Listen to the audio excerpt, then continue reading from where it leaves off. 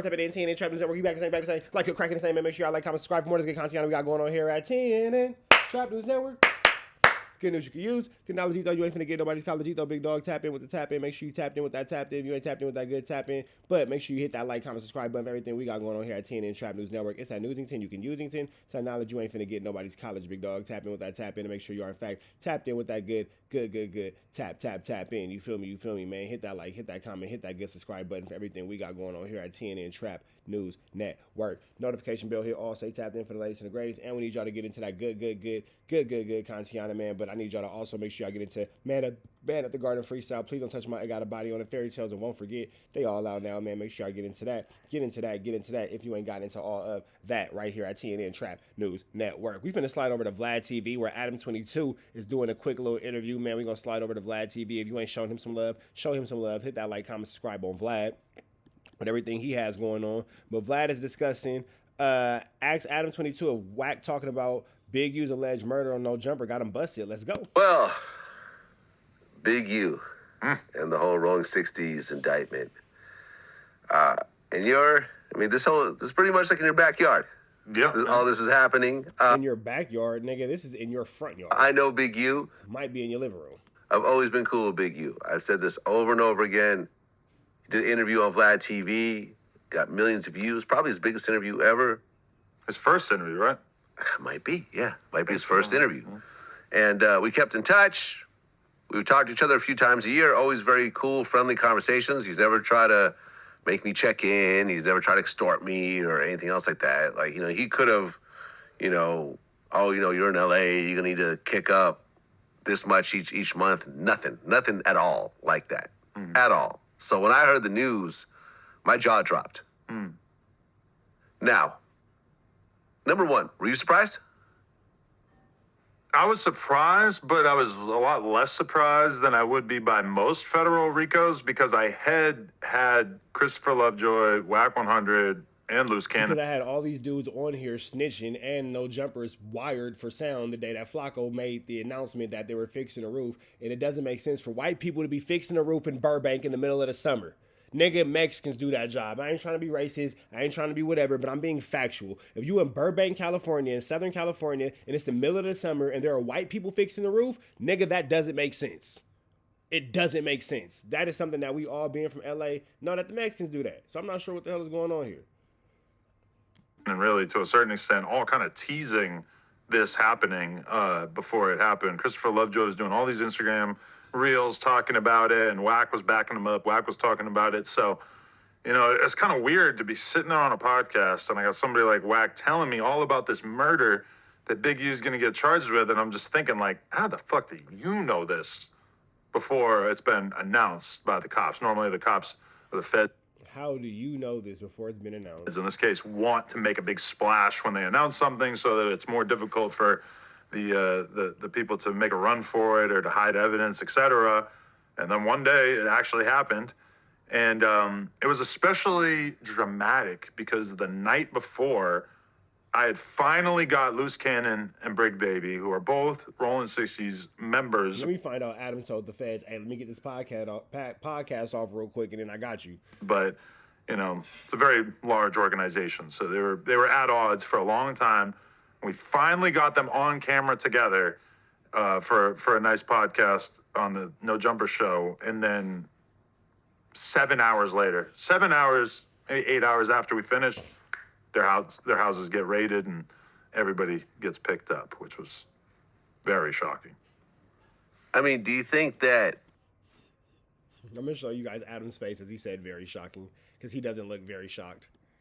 He doesn't look very shocked. Let me just give y'all this real quick. 8 hours out. Let me know in the comments if y'all think Adam looks very shocked. After we finished, their houses get raided and everybody gets picked up, which was very shocking. I mean, something about that just doesn't look very shocking. He doesn't look very shocked at all, but let's keep going. Do you think that Wack talking about this murder and all this other stuff ultimately caused the feds to really look at it more carefully and turn it up a little bit? Because, well, look, it's already going viral on YouTube. Let's just take advantage of it and let's clout chase along with everyone else. Because You know, for example, we were just talking before the interview. I'm having this whole situation happen around me with Swerve Strickland versus Booker T and so forth. And I kind of was blamed as instigating this whole situation, which is nonsense, by the way. Me and Swerve have been talking. He was like, I stand behind what I say. Like, you didn't instigate anything. You asked a question, you quoted Booker, and I responded. But in the process, I brought up this guy, Chasing Rants, Right. who was a registered sex offender with like a 12 to 15-year-old. And I brought up pictures of Booker T with this guy. And the next day, All right, I'll take he that. was arrested for violating his registered sex offender guidelines. You're not going to tell me that's a coincidence. You're not. Like, this conviction was from way back. And suddenly, Wait, hold on. I missed that. My girl called. My bad, y'all. Wack talking about this murder and all this other stuff ultimately caused the feds to really look at it more carefully and turn it up a little bit because, well, look, it's already going viral on YouTube. Let's just take advantage of it and let's clout chase along with everyone else. Because, you know, for example, we were just talking before the interview. I'm having this whole situation happen around me with Swerve Strickland versus Booker T and so forth. And I kind of was blamed as instigating this whole situation, which is nonsense, by the way. Me and Swerve have been talking. He was like, I stand behind what I say. Like, you didn't instigate anything. You asked a question, you quoted Booker, and I responded. But in the process, I brought up this guy, Chasing Rants, who was a registered sex offender with like a 12 to 15-year-old. And I brought up pictures of Booker T with this guy. And the next day, he was arrested for violating his registered sex offender guidelines. You're not going to tell me that's a coincidence. You're not. Like, this conviction was from way back. And suddenly, because his picture's all over and Yahoo Sports and Sports Illustrated is doing stories about what I'm saying, suddenly his probation officer was like, well, let's look into him.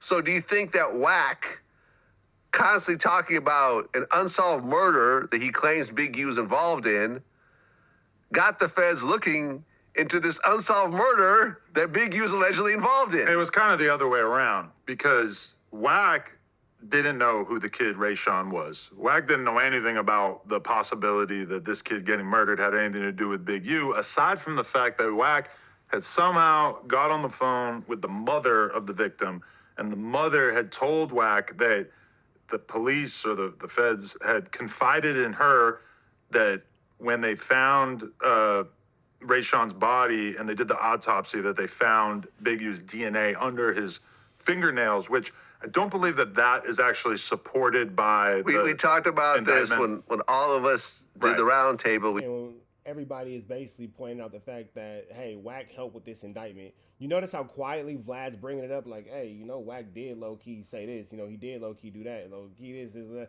Everybody's noticing it. Adam doesn't want to come out and say it, but everybody's low-key mentioning the fact that Wack is a pretty big reason why this indictment happened the way it did. I'm not saying that the fact that the indictment happened because of Wack, but the way it happened is directly involved in Wack 100. We talked about this.